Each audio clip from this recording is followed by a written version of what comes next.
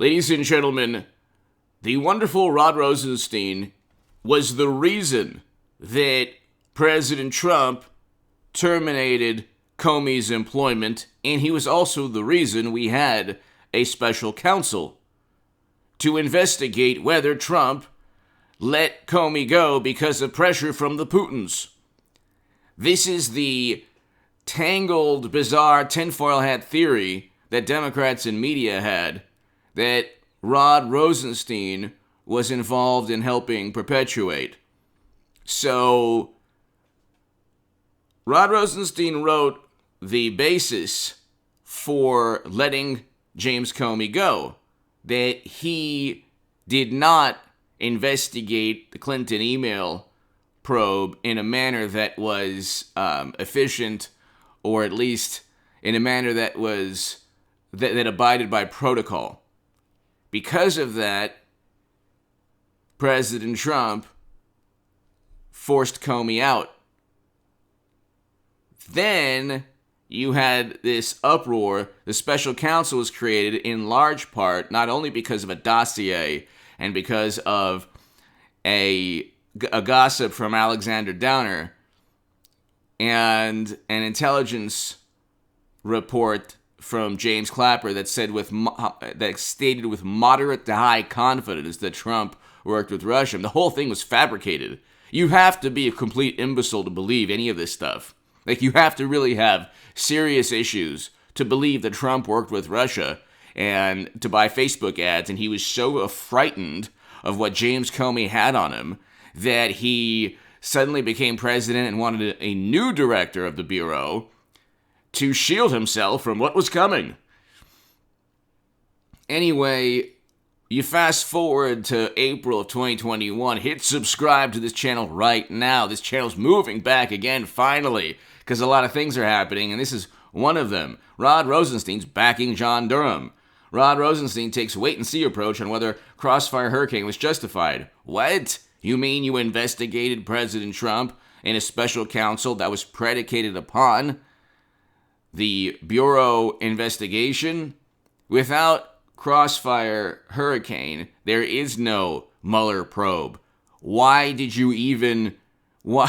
If you're Rod Rosenstein, forget about wearing a wire, which he's alleged to have done, and working alongside Andrew McCabe, who was eventually kicked out for lying under oath numerous times.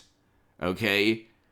Forget about that. But here, whether the FBI had a legitimate basis in the summer of 2016, so this is an article, Rod Rosenstein takes a wait-and-see approach on whether Crossfire Hurricane was justified by Daniel Chaitin, Washington Examiner. I'm telling you, ladies and gentlemen, the Washington Examiner is a fantastic publication. The link is below. The Washington Examiner I read every day. The link is below. It is absolutely fantastic. It's been around a long time. It is a wonderful paper in D.C. publication, and it has a conservative, somewhat conservative, or conservative approach or leaning, but it's fantastic. It's absolutely fantastic, and it's absolutely fantastic. Whether the FBI had a legitimate basis in the summer of 2016 to open its inquiry into alleged ties between former President Donald Trump's campaign and Russia will be determined by Special Counsel John Durham. Rod Rosenstein said in an interview. What? You're now backing John Durham? What? What's going on here? So this is the ultimate bureaucrat. He will go wherever the political winds take him. The Justice Department, not only, you had Justice Department officials, Bruce Sinelli, or, part of spreading a dossier that was purchased by Clinton and the DNC into the DOJ and other parts of the U.S. government. I mean, you had, and Rod Rosenstein knew about this. You had bias beyond belief, and he's the reason that Trump, when Trump kicked Comey out of the Bureau, that was Rod Rosenstein saying, Comey shouldn't have simply stated there was no intent. There was top secret and special access program intelligence. Comey should have sent the information to the DOJ and had Attorney General Loretta Lynch decide whether or not there was intent involved, which, by the way, you didn't need intent.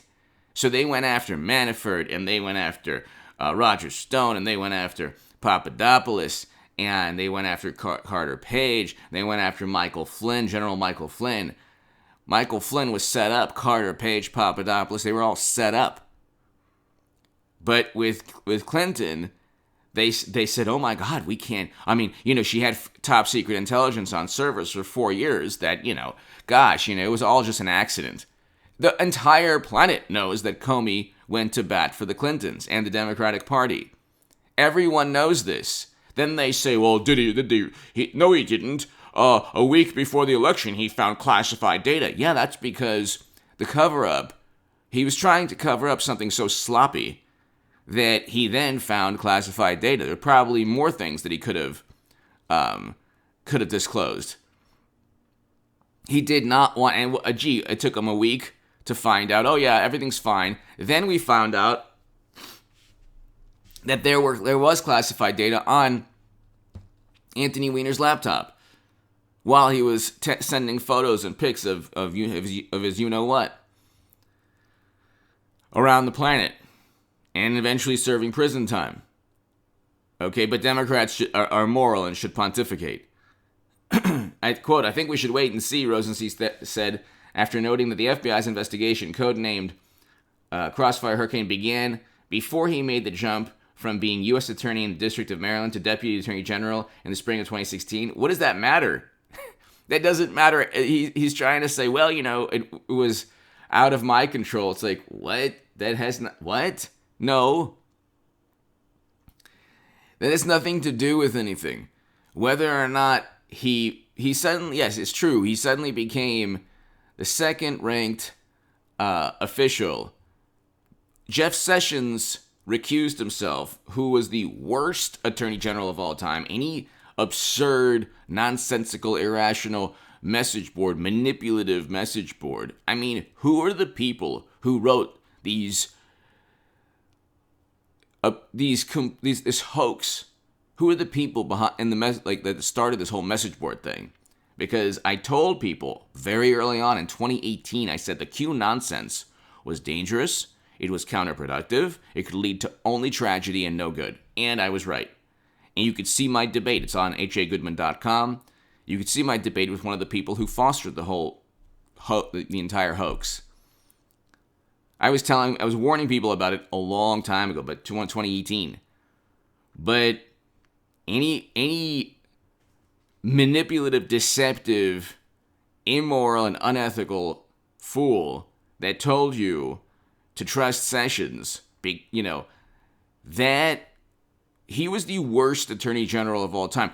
Trump never had an attorney general. He never had a presidency. He never had a government.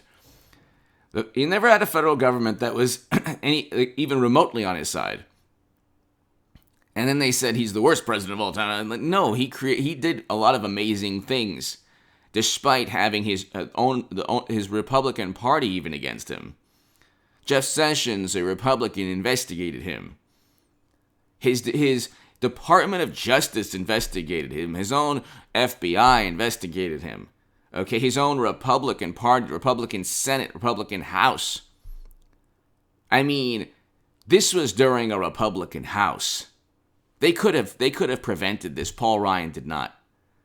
You realize that it's not President Trump should not have done the things. He shouldn't have insulted LeBron James. He shouldn't have insulted NFL athletes. He shouldn't have done those things online. He shouldn't have utilized Twitter in the manner that he did. Okay, because it overshadowed from the good things that he did, allocating more funding to historically black colleges and universities than any president ever, signing prison reform legislation, focusing on economic opportunity zones, Abraham Accords, peace between Israel, UAE, Bahrain, Morocco. These are wonderful things. But so it's true that he shouldn't have allowed his Twitter profile to overshadow the good things he did, but he didn't even have a Republican Party backing him. So when it came to the end of his 4th year, he was all on his own. And now you see Georgia implementing reforms when back just about 4 or 5 months ago, they were saying, well, we don't need any reforms. We're fine. Anyway, hopefully we'll have the results of that investigation soon, and we'll know whether there was a legitimate basis to initiate the investigation. What? But I think we should wait for the results for that matter, he told Kim Whale, a professor of law, University of Baltimore School of Law, during an episode of her Simple Politics podcast. What? Durham, now former U.S. attorney from Connecticut, was appointed to begin his politically charged investigation in the spring of 2019 by Attorney General William Barr. The federal prosecutor is tasked with investigating the origins and conduct of the FBI's inquiry into ties between Trump 2016 campaign and Russia.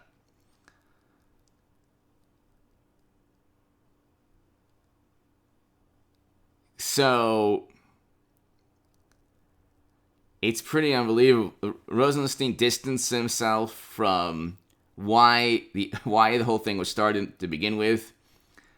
It's really unbelievable.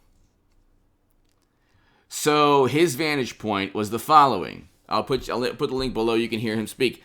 Rod Rosenstein's vantage point is, well, I just did my job, but I really don't know if they were trying to go after him before I started that special counsel.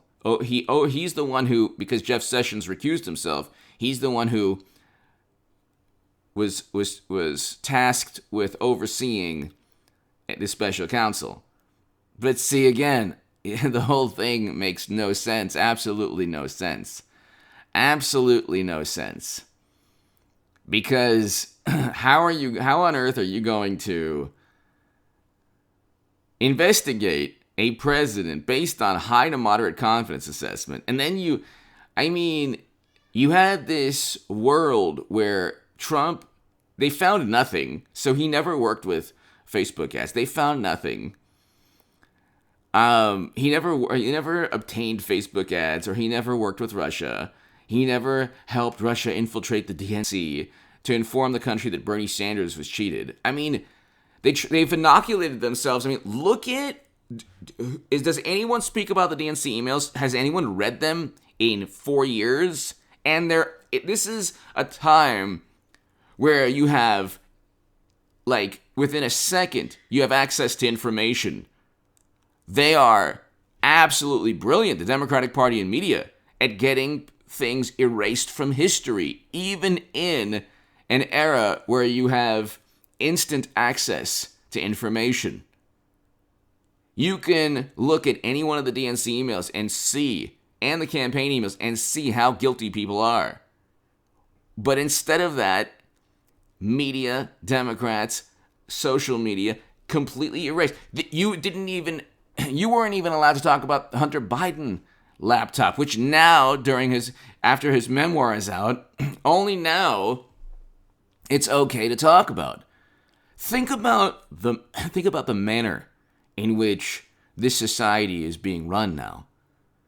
Major League Baseball, that an organization now that did itself in with, they had a sweet deal just from the early 1900s, 1922, I believe. They had the exemption, antitrust exemption. I don't know of any other industry that has an antitrust exemption where you can do business across state lines and you can actually operate in a manner that prevents any competition, and that's legal because they're not bound by the Sherman Antitrust Act, because they had this antitrust exemption the Supreme Court helped foster 100 years ago.